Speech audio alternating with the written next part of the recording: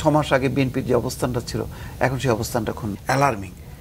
পরিস্থিতিটা অ্যালার্মিং, এই ব্যাপারে কোনো সন্দেহ নেই। এটাকে যদি ইগনোর করে এবং আমার এই কথাটা যদি আবার বলে যে আবার ওই জামাতের মানে মাল খেয়ে কথা বলতেছে, তাহলে আবার অন্যায় হবে। আমি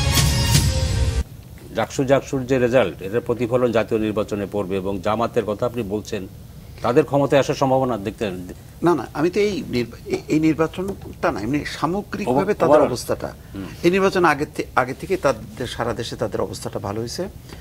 কারণ এক ধরনের প্রচার হোক বাস্তবতা হোক দুটোই আছে, দুটোই সত্য। সেটা হলো যে যখন নাকি মানে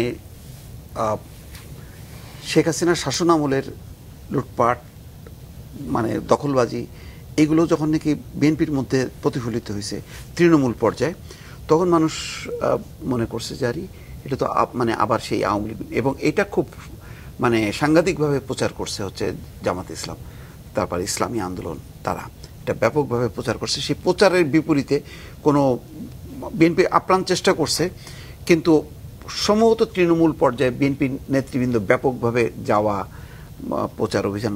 বিএনপি তো অনেক সাংগঠনিক ব্যবস্থা নিয়েছে, আজ কয়েক হাজার, এখন ধরেন এক একটা ঘটনা করছে আর শুধু নোটিশ দিয়ে গেছে, এটাই বড় কথা না।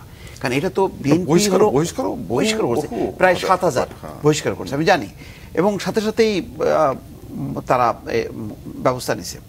কিন্তু এর বাইরেও দেখা গেছে বহিষ্কার এটাকে তারা গুরুত্ব দেয়নি। এবং কথা হলো যে ওই অঞ্চলে যাদেরকে বহিষ্কার করেছে ওখানকার যে সিনিয়র নেতারাই এগুলি পৃষ্ঠপোষকতা করছে, ফলে খুব দ্রুত বেগে এটা মানে সঞ্চারিত হয়েছে, এবং সেই সঞ্চারিত হওয়ার ক্ষেত্রে জামাতের একটা ভূমিকা আছে। সিনিয়র নেতারা পৃষ্ঠপোষকতা করছে লোকাল পর্যায়ে এরকম বোধহয় না, হয়তো নাম ভাঙাইছে। যাই হোক, হ্যাঁ ঠিক আছে, আপনি এটা মাইল্ড করছেন, ঠিক আছে আমি এটা মেনে নিলাম।